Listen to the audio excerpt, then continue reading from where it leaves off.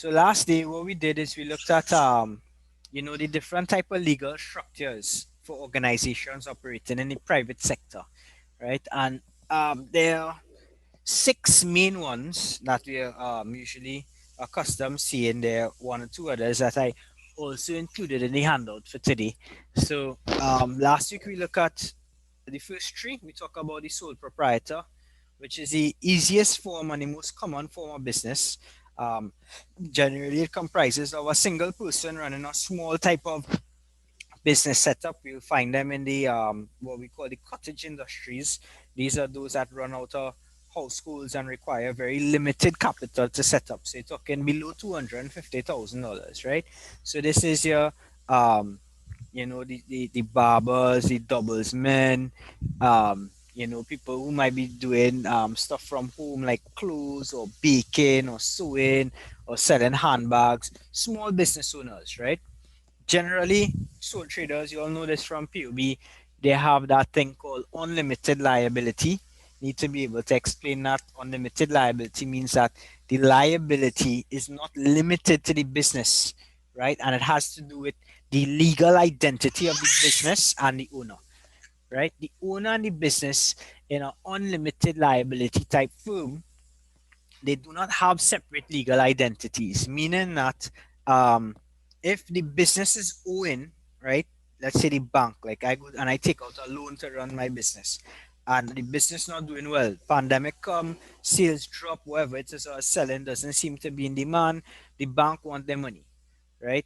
The liability is not limited to that business that I registered.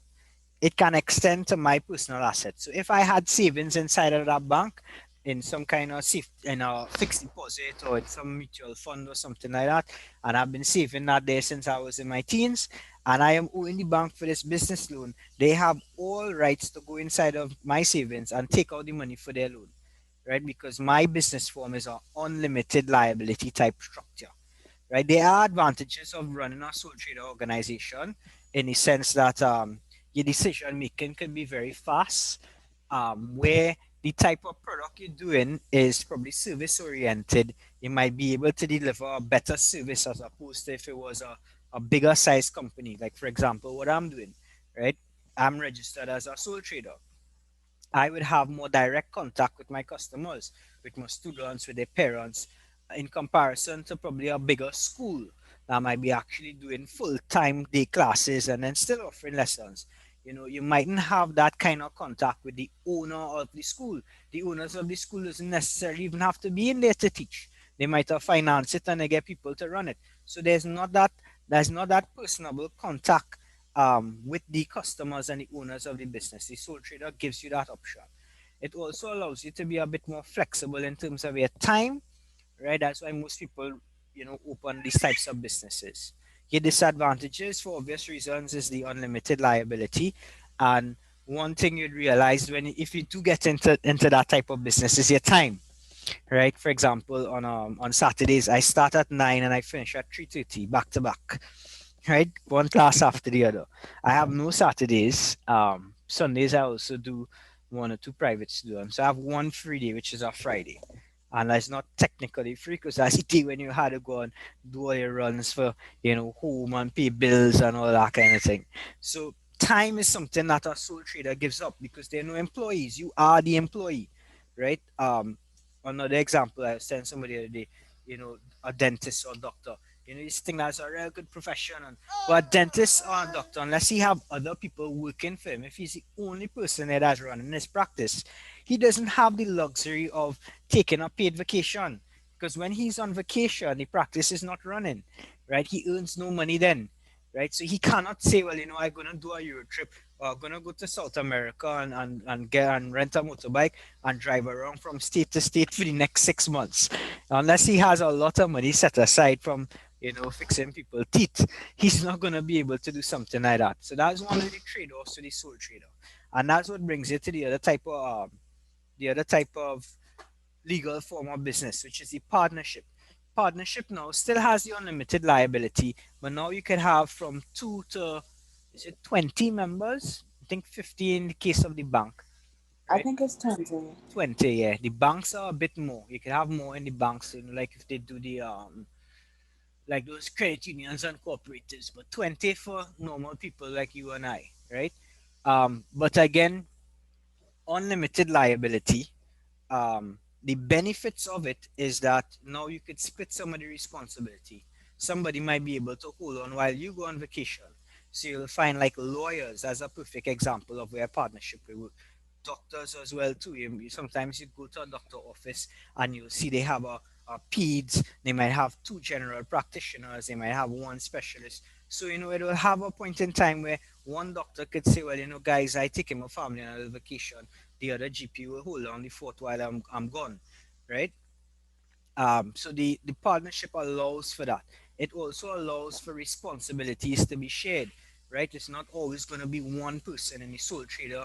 You have to, whatever it is you're doing, whatever type of business you're doing, you are going to have to do the marketing. You're going to have to do the communication, the answering the phones, liaising with the customers, sending invoice, receiving invoice, go and pick up stuff, deliver things. It's a one man show unless you have a family and you get some help now and again, right?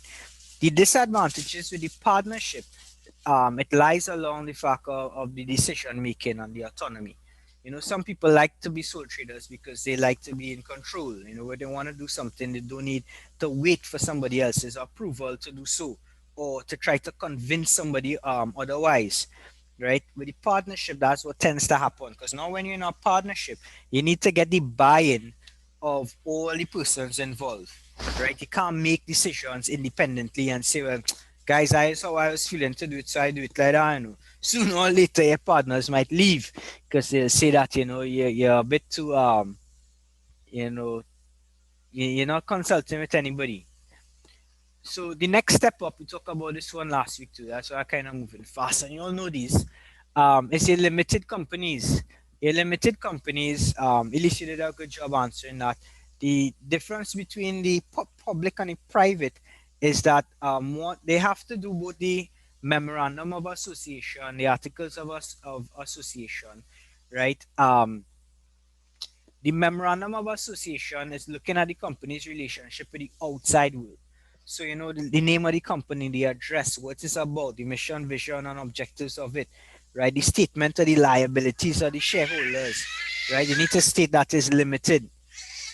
And for companies that are PLCs, public limited companies, they also state inside of there what is the authorized share capital. How much shares can they actually issue? Now that authorized share capital, as you would know, is not always the issued share capital. So a firm might be authorized to issue a million shares, right? But it wouldn't issue all out at once, and there's a reason for that. Because you see, the purpose of being able to do that is for financing reasons, right? When you want to finance a company or finance a project, there's two ways to go about it, right? If you are a public limited company, you could either look again financing through the bank, which you call debt financing, meaning that you incur in a debt and you have to pay that back. Or you could do something called equity financing. Equity financing is through the issue of shares and debentures, right? So you don't want all your authorized share capital issued at once. The Articles of Association now deals with the internal running of the organization. So it's going to cover things, policies on like calling of annual general meetings or board meetings, right? It's going to talk about the rights and the obligations of the directors. Very important because they are very powerful people. It's also going to talk about the borrowing power of the company, right? And other procedures for dealing with like the payments of dividends, right? So statement of authorized share capital or the registered or nominal capital, that's important to be included in the memorandum of association, right? The shareholders would always take a look at that. Shareholders would also want to see a prospectus, right? There was one floating around some years ago. I was telling them now last week, and prospectus. This is when IMAX wanted to go public, and I remember getting it in my mail. Yeah, look at it.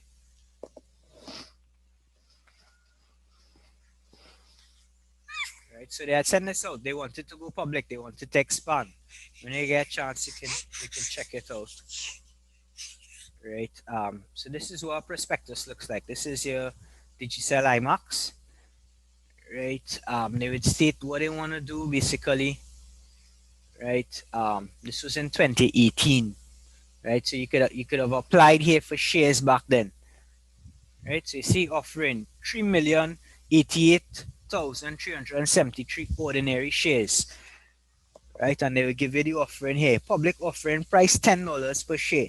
So they were looking at raising a $30 million, right? That was the purpose of that, right? Inside of there, they will give you definitions of all the things that you need, and then they will give you a rundown of the company basically, right? So this is important. So if you are interested in purchasing shares in a company usually would issue a prospectus like this, right? It would tell you about the application for the shares, the allocations, right? How they're going to do it, the frequency of payments to the shareholders, right? What's the currency the payments is going to be in? All the information that you need to know. They also need to identify what are the risk factors and where they plan to be earning money to pay you back these dividends after it is they collect all this money, and what are they going to invest in, right? So when you get a chance you can take a look at it. I'll probably drop it somewhere inside of the class stream.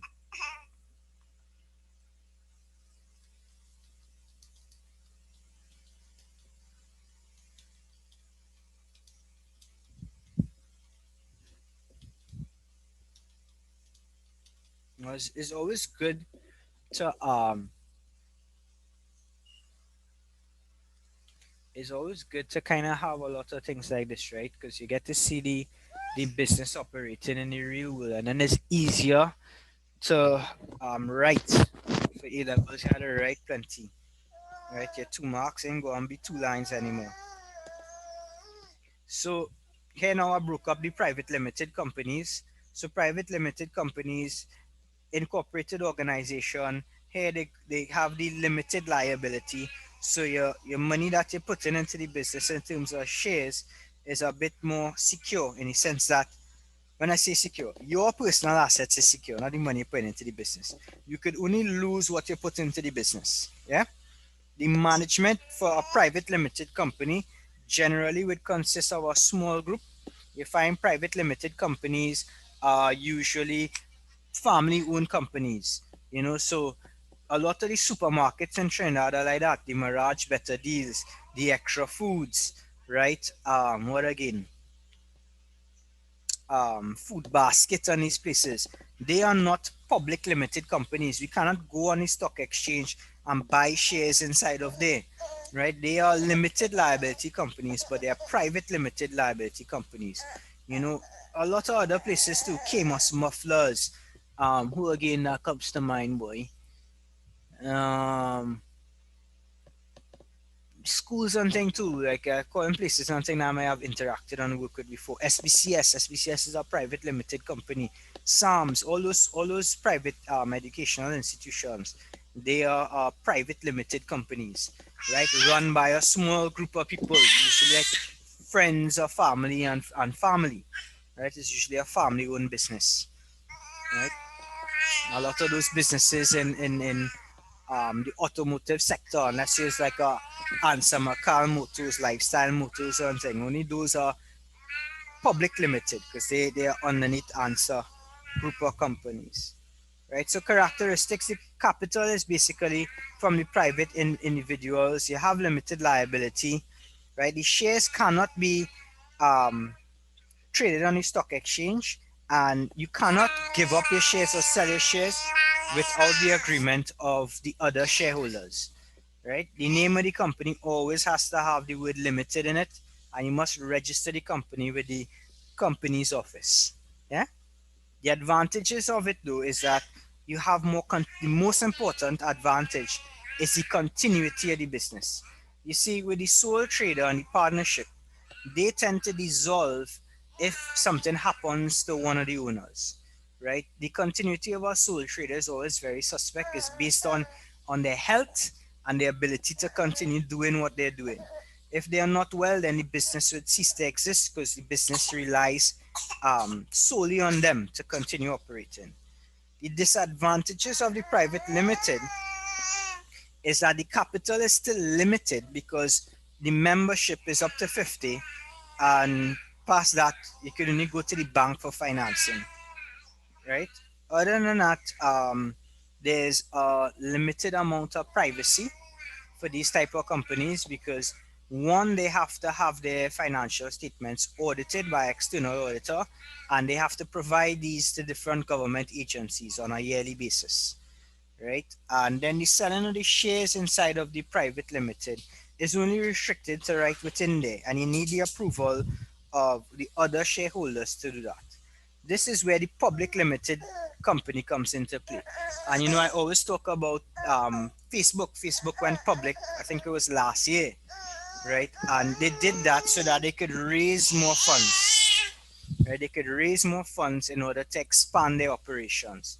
Because usually, companies that are private limited would eventually go public when they're trying to accumulate more funds to expand their operations, right? They may have exhausted the capital that they have from their members and exhausted, or it might just the cost of borrowing from the bank for what they would want to do might just be too much, right?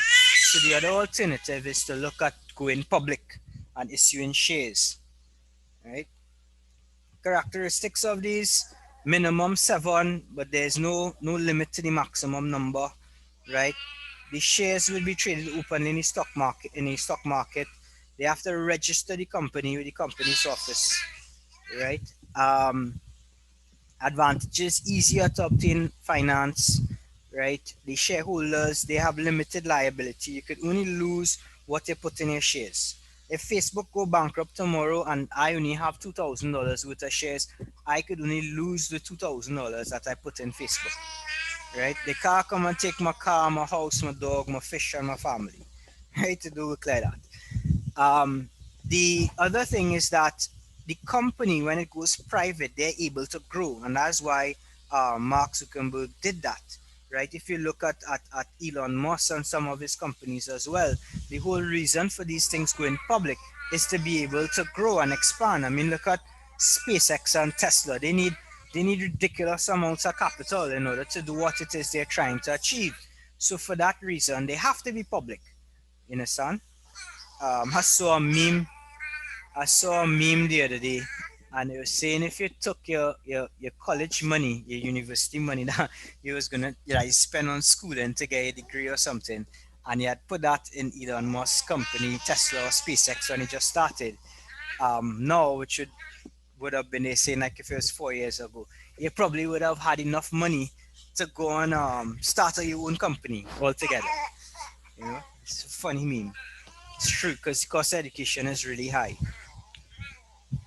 So anyway, the disadvantages now.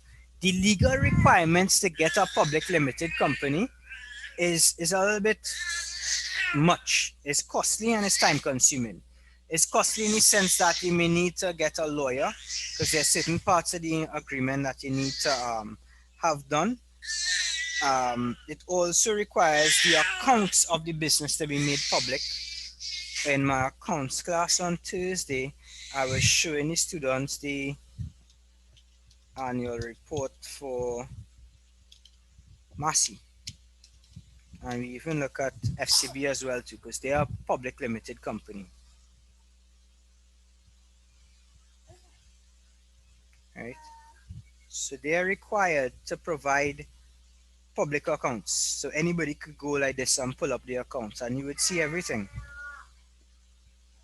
Everything is here for you to see, right? They have the external auditor, independent auditor's report, which attests to the credibility of the financial statements, and then you get into the actual statement of financial position, and you have everything there. You have historical data, so you could compare 16, 17, and 18 in terms of their total assets, current assets, equity. So it's sort of a disadvantage in the sense that the information about the company is not private. Now, this is fine, like Massey is doing good here. But if you have a public limited company and it's not doing well, like I was looking at, I tell them, Elise last week, I told them about this app called Flipboard that I used to use when I was doing my degree. It's a good app to check out. So somewhere in between Instagram, Facebook, and TikTok, you could go on Flipboard. Flipboard have these articles. You could specify what your interests are, and the articles are literally just like a card, and you just flip them. So it's not too much reading. Where I was going with it, I was talking about, right. I was looking at a particular company. I can't remember the company, not coming to mind, but they were aligned with Huawei. And Huawei had some issues. No, they were aligned with TikTok. That's how I end up talking about TikTok. They were aligned with TikTok. And currently in the States, they want to ban TikTok. You all know that, right? I'm a chatbot. You could use the chatbot if you don't want to use your mic. They said they wanted to ban it, but they didn't. They didn't, right? So they wanted to ban it for whatever security reasons, in terms of encroaching on privacy data. And that particular company, because it was aligned with TikTok, I can't remember the full details of the article. They saw that their shares started plummeting, the value of their shares was plummeting, right? And that's the thing with PLCs. Any kind of problems that the company has, it always end up in the public. And once it end up in the public, it affects the worth of the shares, right? CL Financial was an example of that in Trinidad. Luckily, the government came and bailed them out, but when people were starting to lose the confidence in CL Financial, if everybody would go to try to take this stuff out, it's cause a mess, a big mess, right? So that's a big disadvantage for the public companies, in so much as that you can't really keep things underneath the mat, right? You can't keep things in the closet, as they would say, right? So that was those two that we touched on last week. These are the new stuff now. So holding companies, this is where it's getting a little more exciting. A holding company now is one that's purchasing of shares in another company so that it could have controlling interest. It could control the decisions that they make, right? One such company that comes to mind is Berkshire Hathaway. Berkshire Hathaway is a company that is owned by this guy, Warren Buffett. Prior to Mr. Jeff Bezos, he was considered the richest person in terms of net worth in the world. Berkshire Hathaway does exactly what we just described there. They buy shares in other companies, right? They try to buy the majority shares. You can check them out when you get a chance. This is Mr. Buffett stuff here. Um, Let me go back. I'll get a better link for you. Right, there you go. Better. American multinational conglomerate holding company, right? Company that owns the outstanding stock of other companies. So they don't sell anything. They don't make, they don't buy, they do buy stuff. They don't make anything to sell, right? So the company wholly owns Geico, right? They own Duracell, they own Dairy Queen, they own BNSF. I don't know who they are. Seems to be like a law firm, right? Another UK. Fruit of the Loom. Um, I don't know who's this. Long and Foster, right? Flight Safety International. You see any big names here, right? Like I didn't even know they wholly own Geico. I thought it was just percentage, right? So eventually, what they could do is they could take over the total shares in the business, right? Apart from that, this guy, what made him rich was that he bought shares in Coca-Cola from however long in the 60s or something. And they say that's one of the shares that you could buy and hold indefinitely.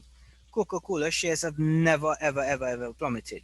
They has always been on a steady increase, right? Apple, he has 5.4% there. Bank of America, 11.5. Wells Fargo is another bank. American Express, I was telling my account students about that some time ago.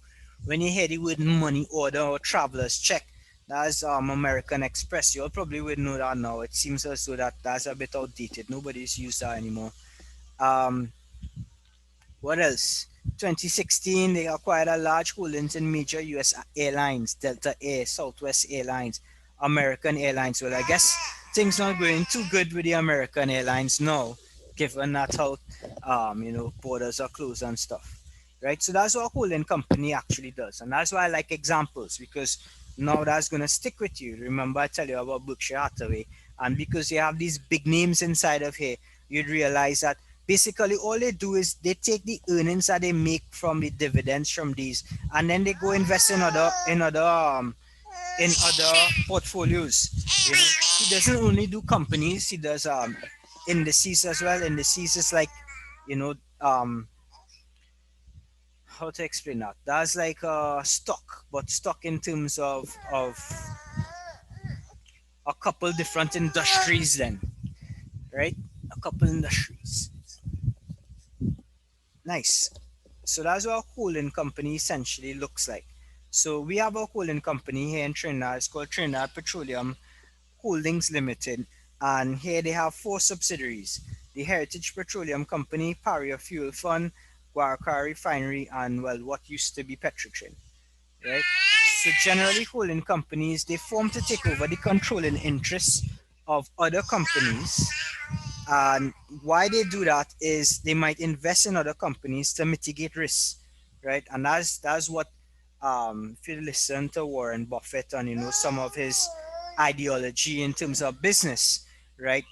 That's why he spreads his portfolio like that across different industries and different type companies, and all of those big names that you see in there, he would have bought those shares or that controlling interest in the very early stages of the business, right? He's not very interested in the big businesses to get shares there. What he does is he scouts for startups that have a lot of potential, right? And then what he would do, he would buy the majority shares, and then he might influence the way in which decisions are made there, so that the business itself is profitable. Because if the business is profitable, that means that he's profitable as well, not so? So conglomerates now similar, right? We have a local conglomerate here, Ansa McCall. You know, everybody's always talk about Ansa McCall and the 1% and blah blah blah blah. But they have been another one is Massey. I like Ansa McCall a little more because they tend to always have everybody interests. No, not Massey.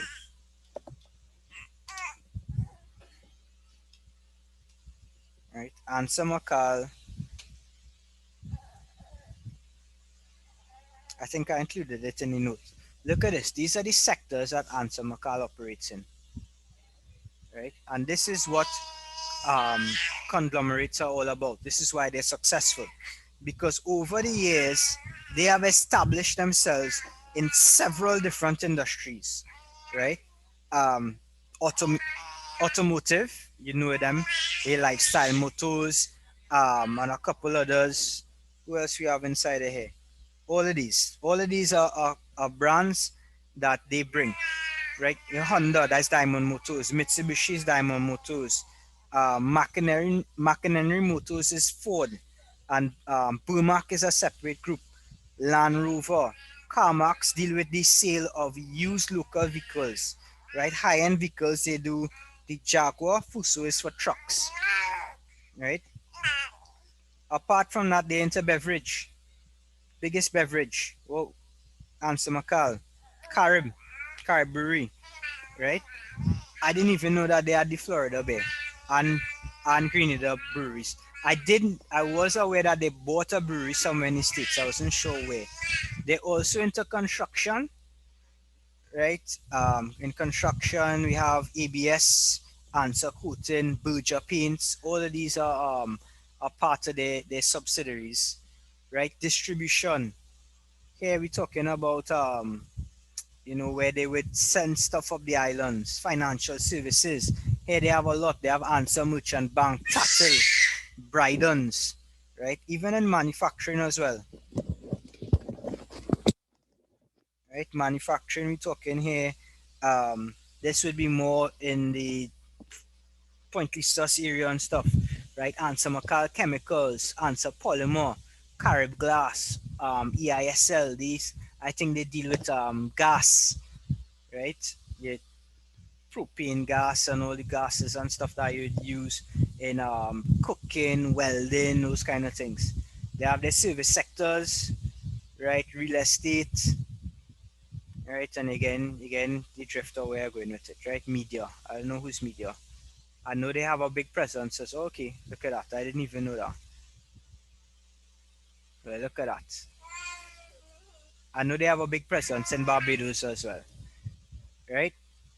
So a conglomerate, going back here now, they are basically a company that expanded and purchased the controlling interests of other unrelated companies. Most important word here is unrelated, right? If you look at what I just showed you, the portfolio of companies for Answer Macal, they're in many different industries. So even in a situation like what we are in now with the pandemic, where one industry or one company might not be doing well, right? They would be able to piggyback off of the profits of another.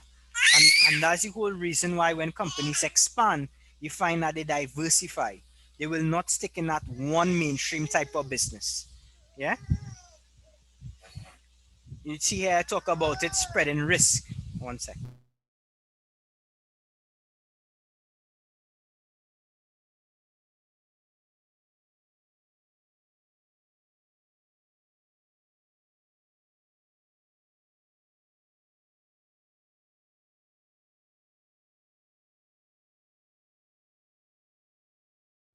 Right. You see me talk about it, about them spreading risk by doing that. Right. And that's an important thing, especially when businesses like that expand to that kind of that type of length.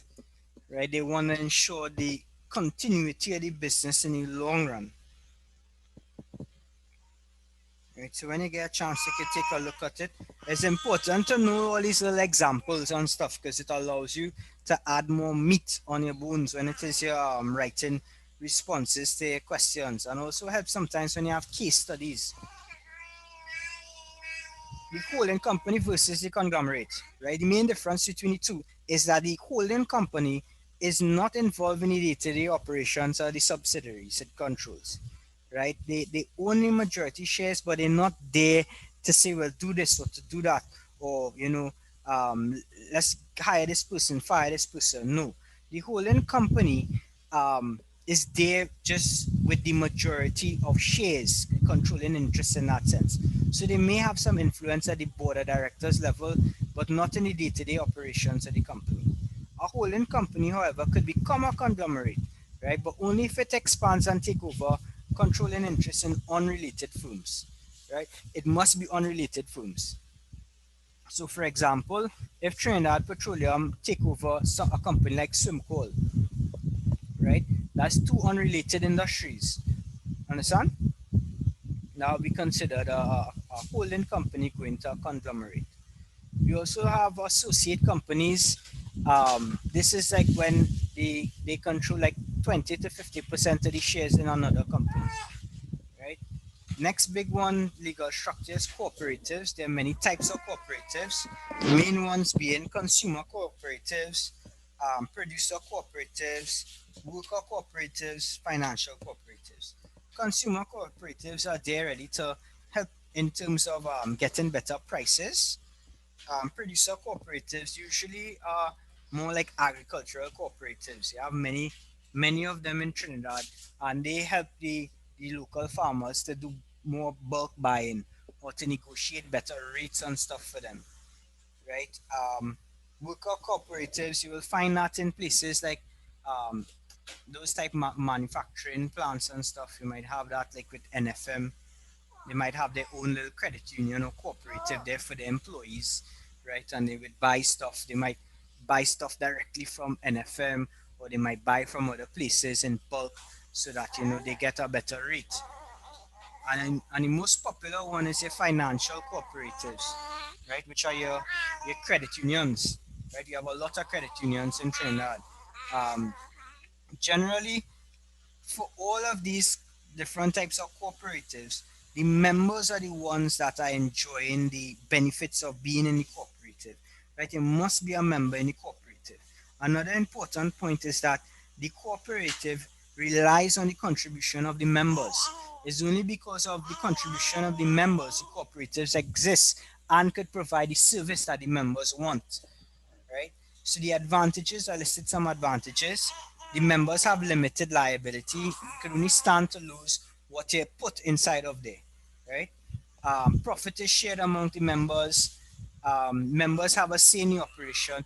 In these type of corporations, you always have these annual general meetings. I don't know if I know how many people is attend, but they're always there and they will inform you when they're having the annual general meeting, usually once per year, right? And everybody has a vote, one man, one vote. So you could vote for who's on your board of directors. You would know, what direction they want to take the cooperative in, and based on that, you could place your votes there. The disadvantage is that the profit might be minimal, right? You don't earn a lot of profit all the time. Sometimes there's the possibility of conflict among members. You have longer decision making because of the amount of people involved. And remember, the capital is dependent on the members. So, to some extent, if you don't get enough capital, they can't grow. It's not unlimited in terms of growth with how the public limited companies are, right? Next important one is franchises. Um, for this one, the example that I use a lot here was Starbucks being one of the more recent franchises to come to Trinidad and Tobago. Basically, how the franchise work is a system where you have an established and successful business, right? That's what we call a franchisor. So that's like Starbucks. And then they go into this contractual agreement with the franchisee, which in this case in Trinidad was Prestige Holdings Limited. I don't know if you guys know this, but the Hadids had approached Starbucks to do a franchise initially for coffee, and they turned them down. And out of that, booted Rituals, right? So Rituals is a locally established coffee shop, and that kind of came out of them not being able to get the franchise for Starbucks. They do, however, have the franchise. Well, it's actually not a franchise; they're all local. Pizza Boys, Walk and Roll, Donut Boys, Rituals. Yeah, so they went all local. Prestige Holdings Limited, another holding company, they have a lot of franchises with those foreign food companies, right? You have Pizza Hut, KFC, TGI, Starbucks. I'm missing anybody? I think that's it. I can't remember. You could always check the website. But anyway, Starbucks was the latest to the addition. So how it works basically is you have pure franchises, you have those that just are related to product distribution, and they have those that are just related to the trade name. So I'll describe them with examples here. So the pure franchise is where you're taking the whole business system, the complete business system. So that's like your Pizza Hut, that's like your Starbucks. They have to actually paint the shops and everything the same color like what it'll be in the States. You ever notice that? Like, even like with McDonald's and things, same colors, everything. You can't deviate from that. Pizza Hut, same kind of, you go in any Pizza Hut branch, they all look the same, right? The product distribution franchise now is a bit different. Sometimes, you could get a franchise with a particular brand. Like, what's a good example to give you? I know this girl and she does I don't know if you guys into baking and stuff, but Wilton they do a lot of they're the brand that is associated with a lot of baking equipment, the tools and stuff that they'll use. You could get a franchise with them and you would be an exclusive distributor of their product, right? So what's another store like that, boy? Um um um um um, um hungry. So I take a little slower to come up with examples when I'm hungry. Wilton was one. There was one I was just thinking about again. Oh, like with the batteries. Sometimes you could do batteries and tires. You'll see some companies they specialize like in Michelin tires only, right, for the vehicles, or they might do a particular type of battery. In other instances, a franchise might just be the name alone.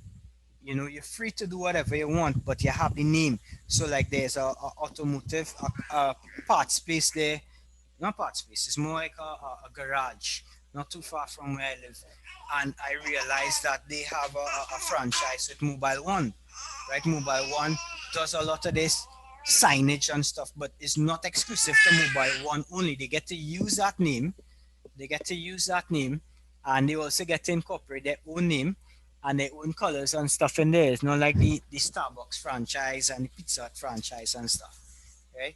So what's the advantages of that? Well, with the franchise, if you get the full franchise, you have the management, training, and support, right? They would help you set up the business system. They would, have certain, and when I say a business system, they have a complete model in terms of how you're going to track your inventory, your pricing, all those kind of things. So you can follow that model, and you're supposed to be successful as well. If you're not, then something is wrong. That's how you notice Ruby Tuesdays is not there anymore. It went to Jack's Grill. It doesn't seem like they were performing, or they may have breached something in the contract, and that's why Ruby Tuesdays kind of pull out of the country. The other advantages is that the quality of the products supposed to remain the same, right? The product and the business is tested. You're not going to buy into a franchise that has not been viable, right? And then there's the availability of financial assistance to the franchisee. The main disadvantages is that if you have a franchise, you're going to be paying a royalty to that franchisor all the time, or you may have to remit some portion of the profits to them. Depends on the contract that you have. There's also strict adherence to the standards outlined by the franchisor. You can't go and buy local products. Like, I tell my son when he's like, I want my Wendy's, or I was like, we buying a burger there. Better you just go and make a burger with fresh lettuce and stuff from all the road, because these people, they have to ship all that in a container.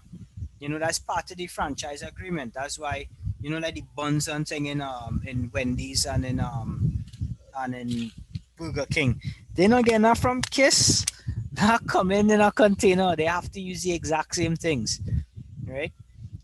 Market saturation could lead to failure of the business. Well, market saturation you're talking about here basically refers to other people doing similar products again inside of there, and that's what eventually happened with the Ruby Tuesdays. You had all those other small places open up, the local restaurants, the avenue with everybody doing street food and all of that.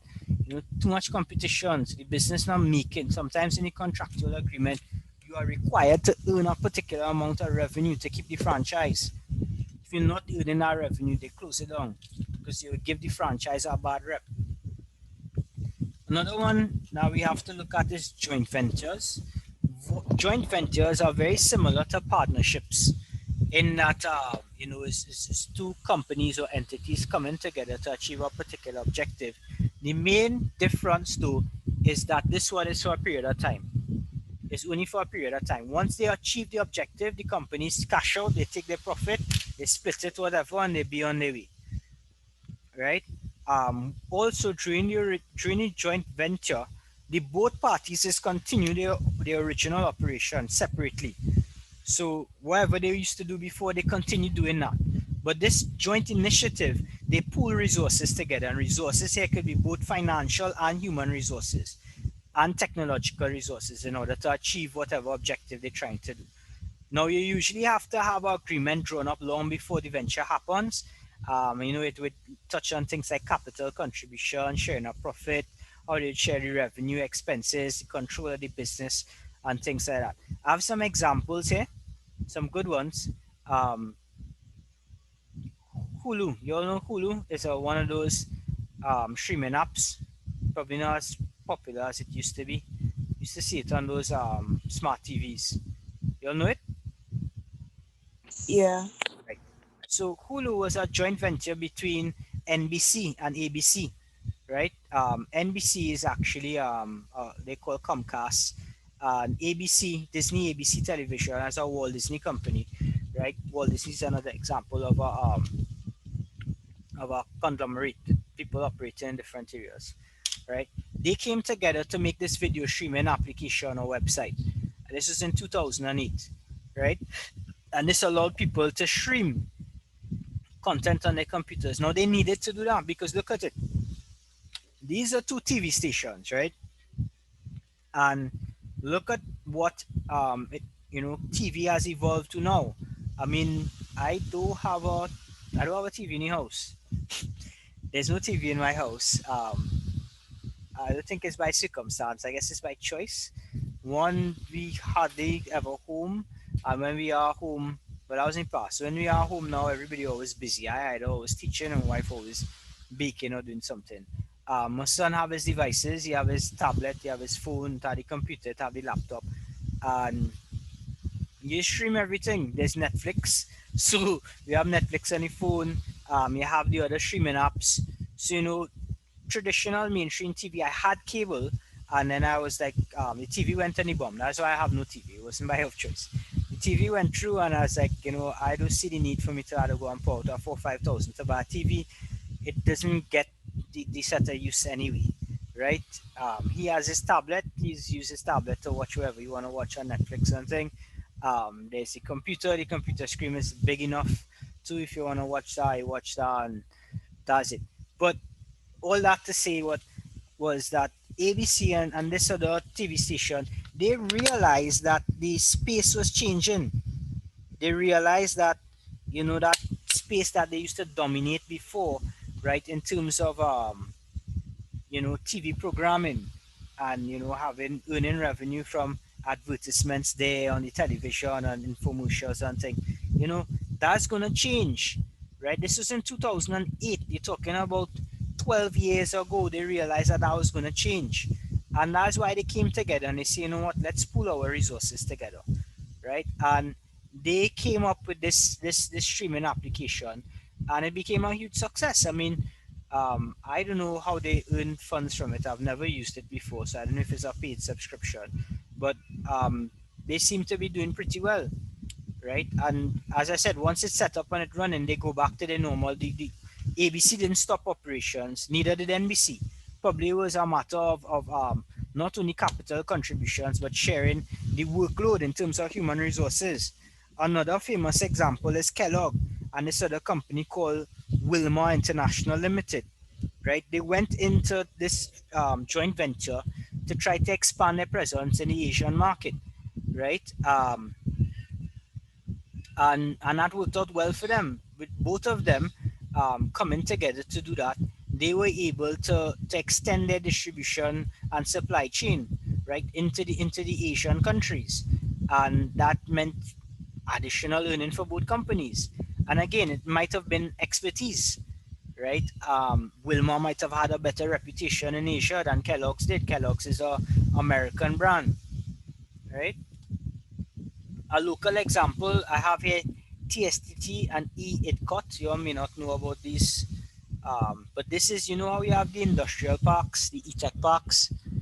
There are a couple of them around, and they usually do a lot of joint ventures with people to get them. So the government builds the infrastructure. I believe these are development companies. These are like state corporations, not privately owned.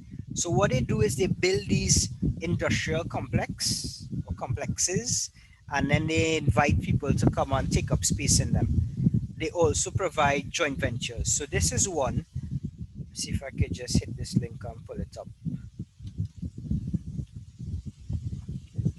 Here, what they want to do is this is in Chaguaramas, I believe. TSTT and the E-ITCOT company, right? They want to set up a data center, right? That will be for the main purpose of like natural disasters, right?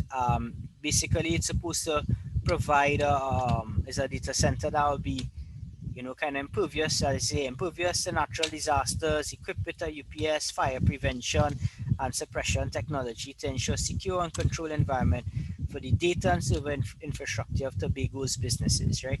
So this is in Tobago. Sorry, it's not in Chaguaramas. It's in Tobago, right? Yes, I remember this. Covey Eco Industrial Park. I was telling some people about this. Actually, they had last week when we was talking about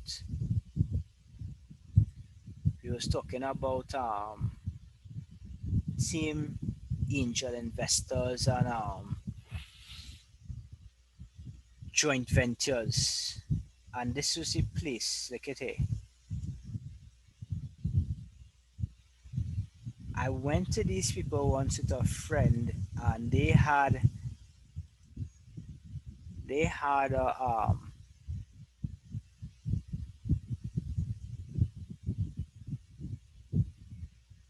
they had people that were willing to assist, right? Look at this. You have so they set up these parks, right? Look at this.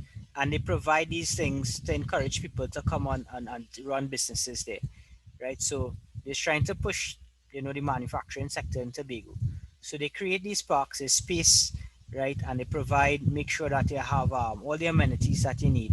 And they also give other incentives, tax holidays, exemptions from custom duties, VAT exemptions, right? They give local incentives.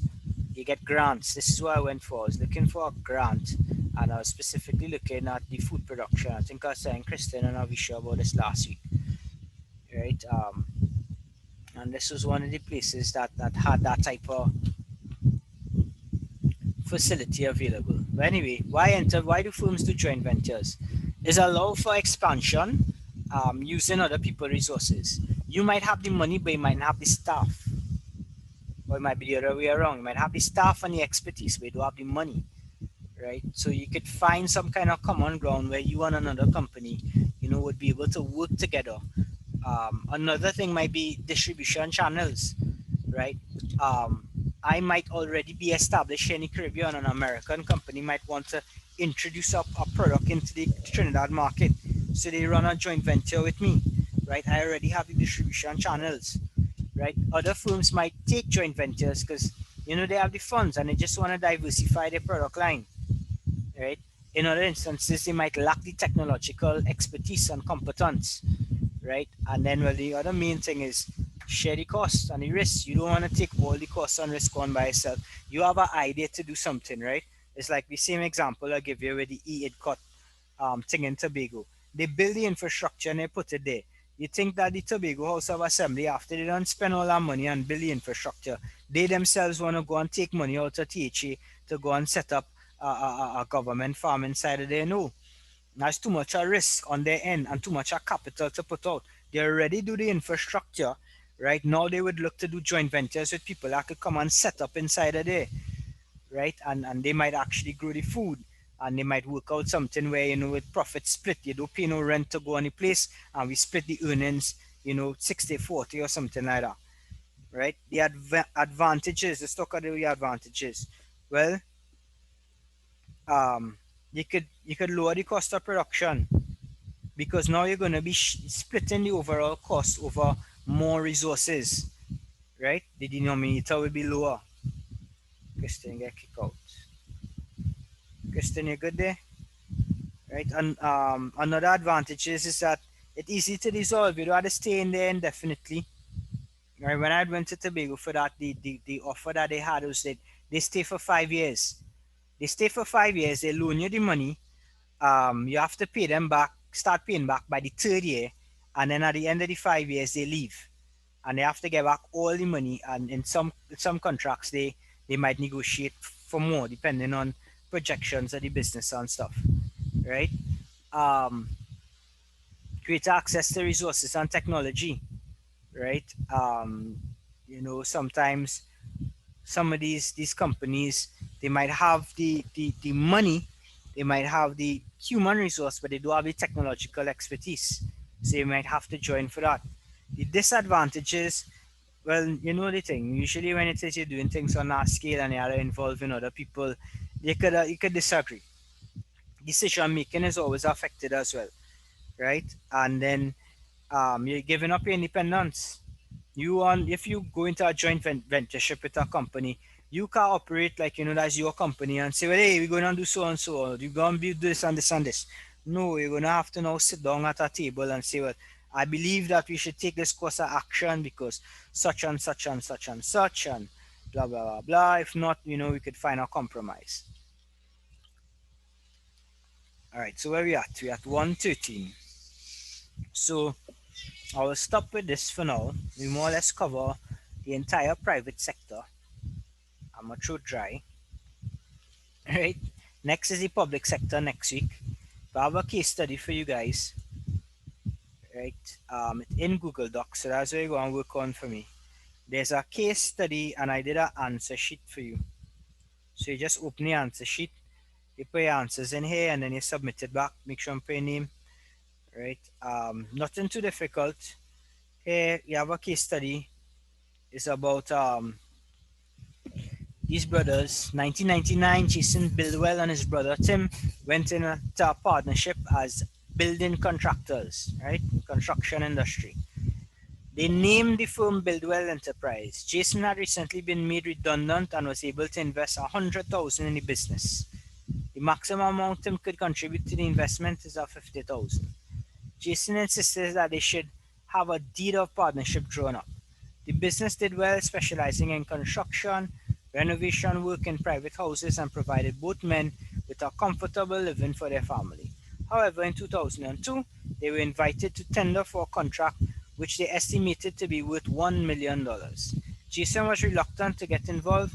Tim was enthusiastic.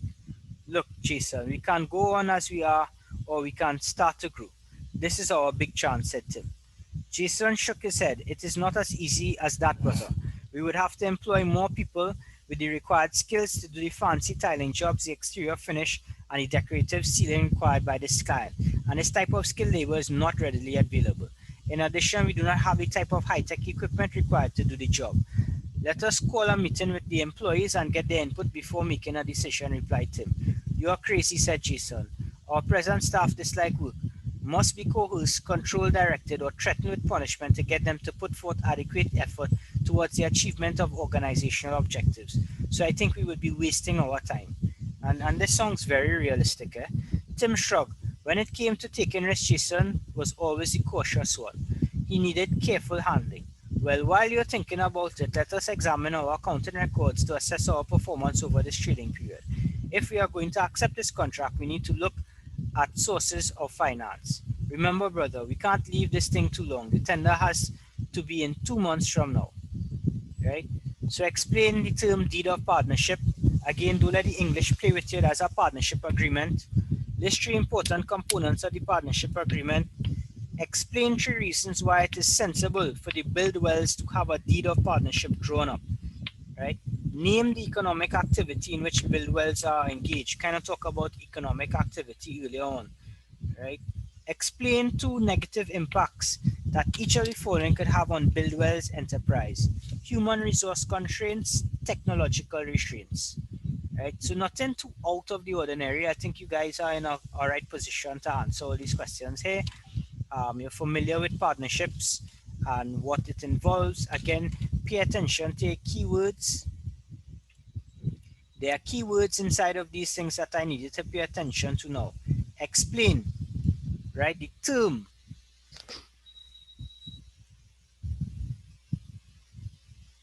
Right? Explain the term deed of partnership.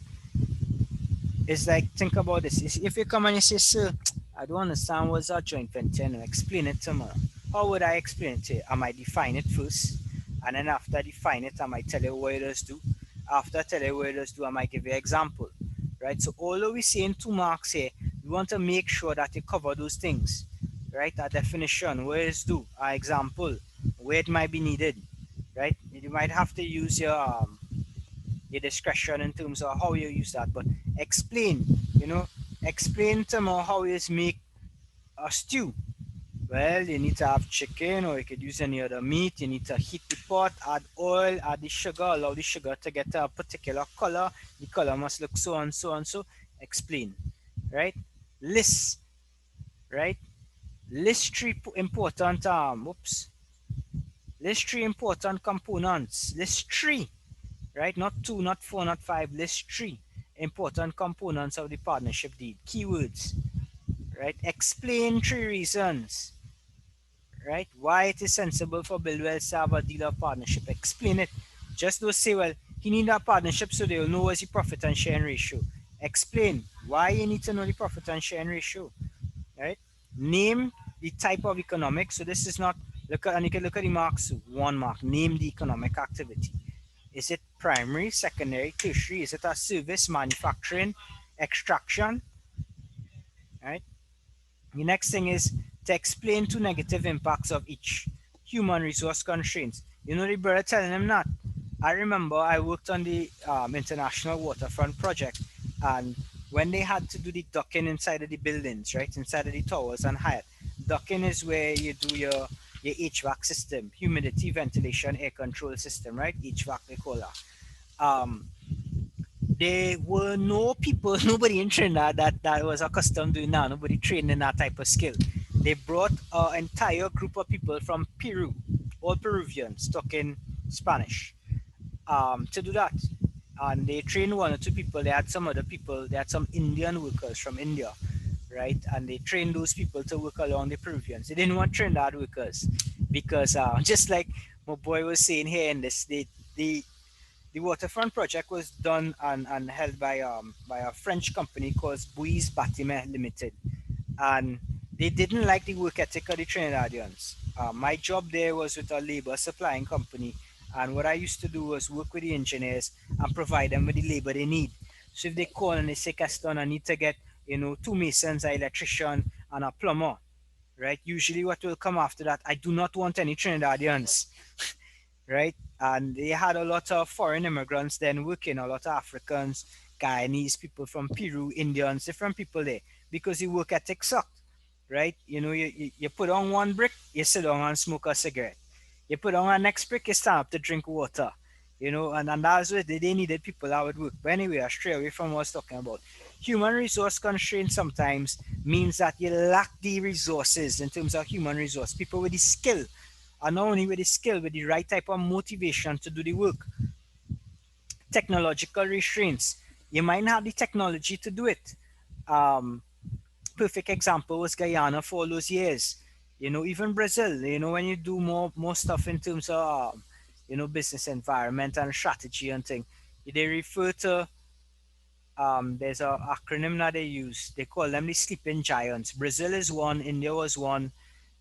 Because Brazil have that entire Amazon forest with all those minerals, but they lack the technological infrastructure. Guyana is like that too. Guyana is like Trinidad in 1989, 1990.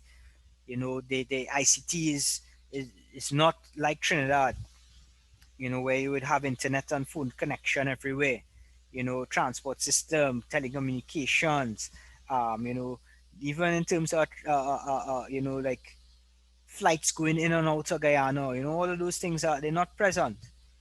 So now that you have oil finds and stuff going on there, and a lot of people are now moving to Guyana because that seems to be the next big happening place where oil industry gonna pick up there, and they hope to get all these reserves. But there are a lot of untapped resources: gold, bauxite,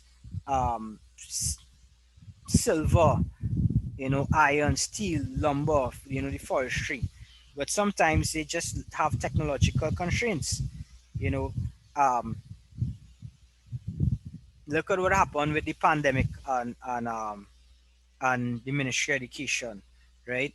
They have a lot of technological constraints. A lot of teachers were not upgrading themselves. Luckily for me, because of where I work in the tertiary level sector, and most of my work is with UK-based universities. I've been doing stuff online 3, 4 years. Google Classrooms and things. That's like a step down to the platforms that I would use for University of Greenwich and Edinburgh Business School and those places. We used to run classes. Sometimes I up Saturday mornings, 5 in the morning, because you have 4, 5, 6 people logging in from different places in the world to do a management degree, right? So the Ministry of Education lack the technological um, expertise. They constraint in the sense that there were no platforms in place, both human wise and technological and infrastructure wise in the schools to facilitate that. The teachers now may have to rely on what resources they have at home, right? Teachers didn't have tablets. When I was in London in 2015 and I go to University of Greenwich, iPad is commonplace. Teachers teach with an iPad in the classroom. They need to send something to the students. You swipe on top of that airdrop, and everybody get it. They even had classes where we was in one part of the building teaching the class, right? And then there's an auditorium hall in another part of the campus with probably 18, 90 other people, because the original classroom couldn't accommodate all. So the class is being done simultaneously in two different locations on the campus. Technology. We do have that type of technology here in UE, to have classes running in one hall, and then in the next part of the building, because they had these really high tech cameras and stuff to take the lecture up, show him in another room, even to pick up the stuff that he's doing on his desk. They had a projector that would actually, he put his notes there and he could write there and you would see it on the screen, right? So that's technological and human resource. Human resource constraints might be using the same example of your teaching service. You might have a lot of old teachers in the system right now who are not familiar with they might be able to go and type a letter on Word, but they're not accustomed using, Google Drive and this, and now you have to go in the Google Classroom and set up a quiz and then go and mark online. They're not familiar with things like that, so you have a bit of constraints there. You're going to have to either find people that could do it or train these people now. So that's what they mean by human resource constraints and technological constraints. Everybody all right with that? You understand that? Yes, sir. All right, good. So Yes, what sir. you're gonna do for me is you're gonna work on this for me. I'm gonna leave you to work on this now. Before you do that, I just want to talk a little bit about the structure of the class. Last week we did a lot of, I just talked for the whole thing, but I'm gonna break it up. I want to talk and I want to do some questions, right? In terms of our syllabus, right? We're looking at finish. We want Unit 1. I know some schools want to finish Unit 1 by January. Um, don't know how realistic that is. What we're looking for. We want to at least get to Unit 3 by December. I think we're supposed to close off somewhere by the second week of December. So we want to be getting Unit Modules 1 and 2 out of the way. Right. Also, I don't want to spend too much of time, notes all the time. We need to be able to answer questions, right? Get accustomed to doing the questions. So if I'm not going to incorporate a lot of questions inside of there, right? I might bounce around a bit because sometimes I might teach you something from the past paper, like how I just talk about technological and human constraints. Although we didn't cover that in a note, we could talk about it from the question and we'll see some other things like that. Right, so that's the plan of action in terms of how we're going to do stuff. I'm always going to split the session up into me blabbling a bit and then you doing some work with some questions. And we need to do a lot of questions, plenty writing to get accustomed to doing it. And then we got to remember time, right? Business studies is always about being able to put forward all your thoughts in a reasonable time. Like for I didn't had mostly exams for the degree that I did. I had to do 8 essays in 3 hours, 4 hours, 3 hours, I think, 3 hours, 8 essays, right? Luckily for you, you have your 1 mark and your 2 mark here and there. You have some essay components too, but the whole idea is to have examples. That's why I want you all reading a lot. All right, so I'm not going to talk anymore. I'm done talking there. So you're going to look at this question. You continue working out this question through the end of the session. I'm leaving the chat open. So if you have any queries, or questions, you could always drop them inside of there and we could talk about it a bit. All right, everybody good?